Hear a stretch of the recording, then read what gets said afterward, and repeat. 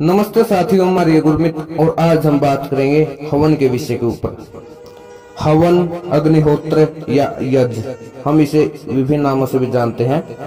हवन से जल और वायु की शुद्धि होती है, जिससे रोगों का निवारण होता है। मनुष्य को स्वस्थ और सुखी रहने के लिए जल और वायु की स्वच्छता परम आवश्यक है। कहीं दूर जाना हो तो सबसे पहले वहाँ की जलवायु पूछी जाती है। क्यों? क्योंकि वहाँ की जलवायु ठीक है तो वहाँ पर हम स्वस्थ रह सकेंगे, इसलिए सबसे पहले वहाँ की जलवायु के बारे में पूछा जाता है। अरे आज संसार में जल और वायु की अशुद्धि एक बड़ी भारी समस्या बनी हुई है। वैदिक संस्कृति में हवन इस समस्या का एक सर्वोत्तम समाधान है। पुराने समय में ऋषि मुनि, राजे महाराजे प्रतिदिन यज्ञ किया करते थे।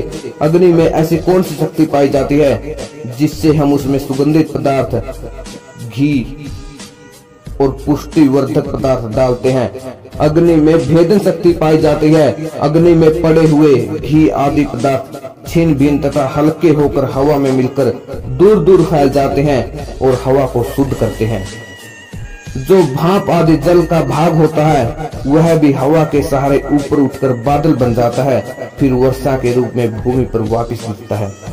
वर्षा के इस शुद्ध जल में फल, सब्जियां और वनस्पतियां रोगनाशक होती हैं। हवन के लिए हम समिधाएं ले सकते हैं। समिधाएं हम किस किस की लें? जैसे चंदन की ले सकते हैं, पीपल की ले सकते हैं, बड़ की ले सकते हैं, गुल्लर की ले सकते हैं और आम की ले सकते हैं।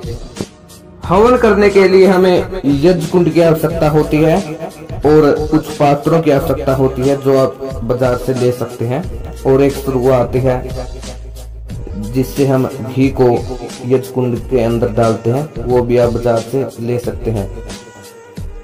जो हमारा यज्ञ कुंड है वो किस प्रकार का होना चाहिए? जैसे तापने के लिए अंगीठियां बनाई जाती हैं ताकि आग इधर उधर न बिखरे तथा थोड़े ईंधन से ही अधिक सेक हो सके। इसी कारण से हवन कुंड होना चाहिए ताकि पदार्थ शीघ्र ही भिन्न भिन्न परमाणु होकर वायु के साथ आकाश में फैल जाए। ऐसा हमारा यज्ञ कुंड होना चाहिए, यानी ऊपर से तो थोड़ा चौड़ा और नीचे से पतला सा, ऐसा यज्ञ कुंड होना चाहिए। हवन न करने से मनुष्य को पाप लगता है। पाप क्यों लगता है? क्योंकि हमारे शरीर, घर, वाहन व कारखानों से निरंतर गंदगी निकलती रहती है जो प्रदूषित, जहरीली व रोगकारक होती है। मनुष्य के शरीर से दुर्गंध निकलकर जितना जल वायु अशुद्ध करके रोग उत्पत्ति करता है तथा प्राणियों को दुख देता है, उतना ही पाप लगता है। अग्नि में विधि विधान से रोगनाशक, पुष्टि वर्धक और सुगंधित पदार्थ डालने से शुद्ध व रोगनाशक ऊर्जा निकलती है, जिससे वायु, जल, अन्न तथा औषधियों की शुद्धि होती है। इसलिए हमें हवन जरूर करना चाहिए। यदि हम प्रतिदिन हवन नहीं कर सकते, हम इतना हमारा सामर्थ्य नहीं प्रतिदिन हम हवन करें, तो इसके लिए सप्ताह में एक बार तो हवन जरूर करना चाहिए, क्योंकि हमारे शरीर से प्रतिदिन गंदगी निकलती रहती है। जैसे हम प्रातः काल उठकर सोच जाते हैं, लघु शंका करते हैं, शरीर से पसीना निकलता रहता है। पर्यावरण दूषित करने का पाप बिना यज्ञ के समाप्त नहीं हो। हम प्रतिदिन गंदगी फैलाते रहते हैं, जिसके निवारणार्थ के लिए यज्ञ जरूर करना चाहिए। लेकिन आज लोगों की मानसिकता बिल्कुल बदल चुकी है। वे यज्ञ के बारे में कुछ और ही सोचते हैं।